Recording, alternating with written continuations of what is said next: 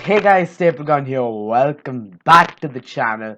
We're back with another Staple Speaks, and today I'm gonna try and examine the most underrated footballers of all time. These are players that I believe don't get as much credit as they should get, and for me, these are like probably top 200 of all time, maybe like in that territory. Well, except for one, but okay, around that top 200 territory. And also, yes, I know I've been away for a while. It's just been that I wanted to celebrate the holidays with my family. Nothing else. I will be back to weekly uploads. I'll try and keep it because currently my exams are now my exams are going on. They're going to start, and then 10th starts. So the uploads may be a bit irregular, but that's okay.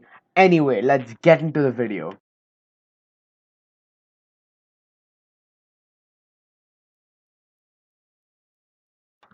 So we start with a man who I think is a true Premier League midfield legend in the form of former Arsenal captain Gilberto Silva.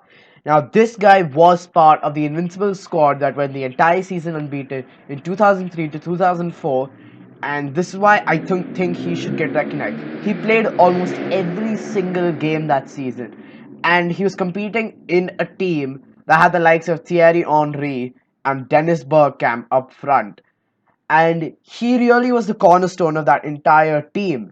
And when everyone else moved on, Henri, Bergkamp retiring, Sol Campbell moving away, he was the guy who stayed. He was the one who stayed grounded to the club, played over 170 games for them, and currently he should be considered an Arsenal legend, but no one really talks about him, do they? All they talk about was he was part of the Invincibles. That's it. But they don't really realize how much of an important person he was to Arsenal, which is why I think he should be in that top 20, top 30 best Premier League midfielders of all time category. It's just because he was that good. And when you look at a performance by the Invincibles in today's world, you see how good he was. You see how intricate he was at passing, and you see his eye and his vision for passes. And now that's why I think he should be recognized. And now we're moving on to number two.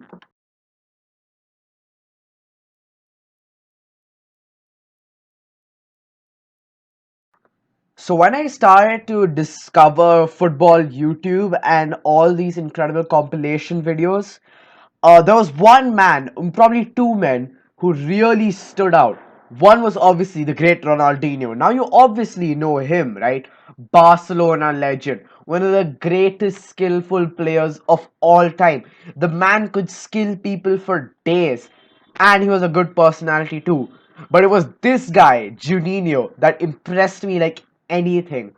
A Leon legend, a League 1 legend. He is the guy who probably should be credited for bringing the League 1 to that big stage, that stage that it needed to show that it can make superstars. And it was this guy, he was so skillful, and we all know him as the one guy who scored 73 free kicks in his career. 73, that's insane. This guy was a set piece specialist and was so skillful. He could run days around midfielders for absolutely nothing. He scored twice against Barcelona in a match. Twice. Yet this guy is never mentioned, and this is the one that really hurts me the most of all.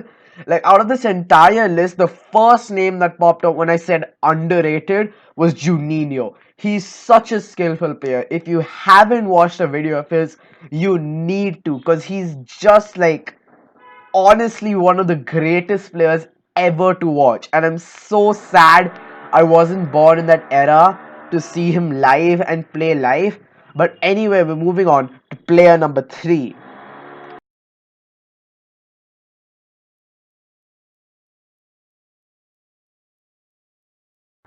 Now I'm making a confession right now.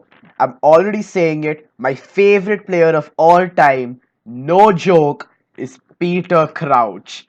Now this guy, oh my lord, this it just fascinated me how such a tall person can run like that and do sick first touches like that and score that kind of volley. You know exactly what kind of volley I'm talking about. The one against Man City, against Joe Hart in prime, by the way.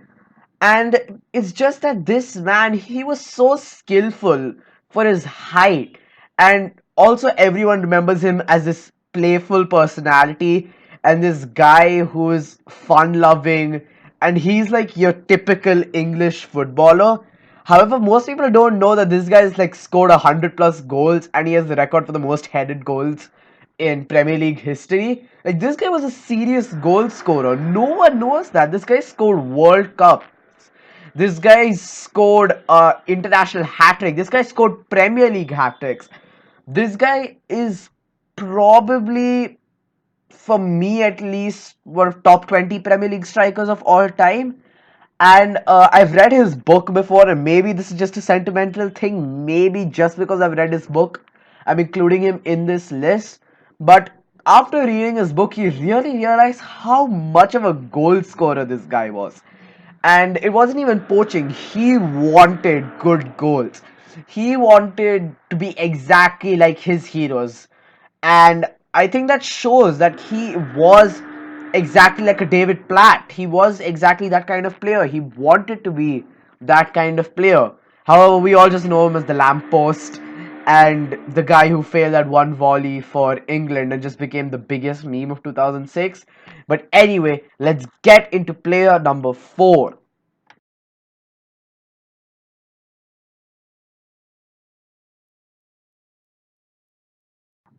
So now I think I may be stretching the meaning over here.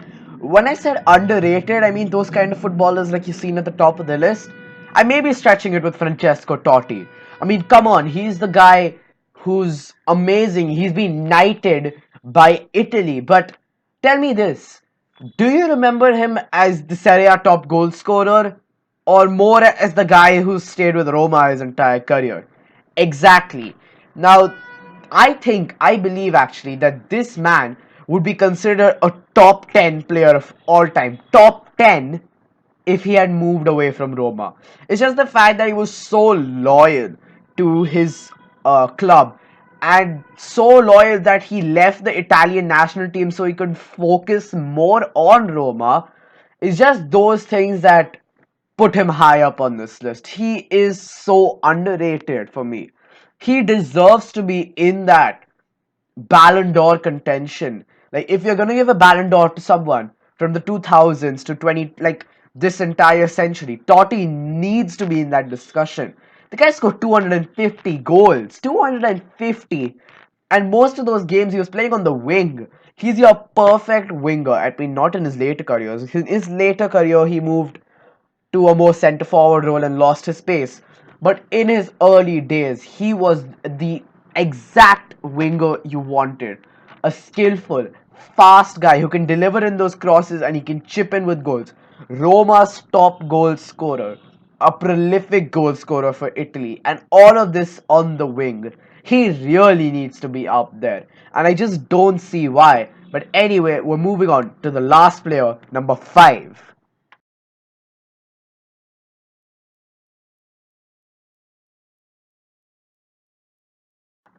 Now, again, you know me, I can't end this list without a Chelsea legend, Jimmy Floyd Hasselbank.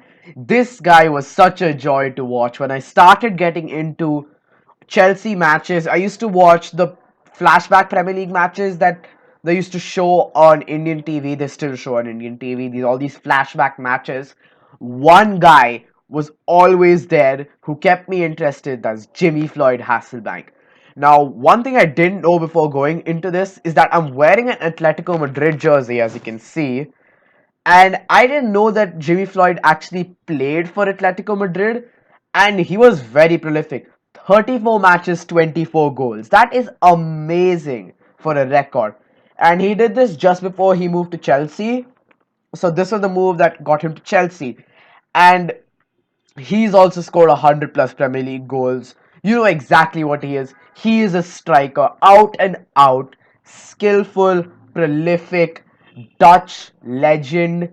But again, like, he's never been nominated for the Ballon d'Or. even that entire dream run, even in that entire dream run of the Netherlands, he was never nominated for the Ballon d'Or, which is a really weird thing I found out. And also, he's not really won that much as well. But he deserves to get that kind of pedigree that a Premier League legend gets, because he was such a good striker for Middlesbrough and Leeds United as well.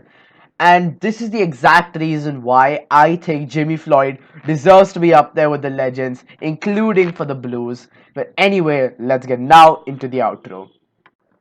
Anyway, guys, thank you so much for watching the video. I know my throat seems a little bad. It's just from a shouting a lot, nothing else. It was the holidays, I was supposed to. But anyway, thank you so much for watching the video. If you liked it, please like, share, and subscribe if you are new.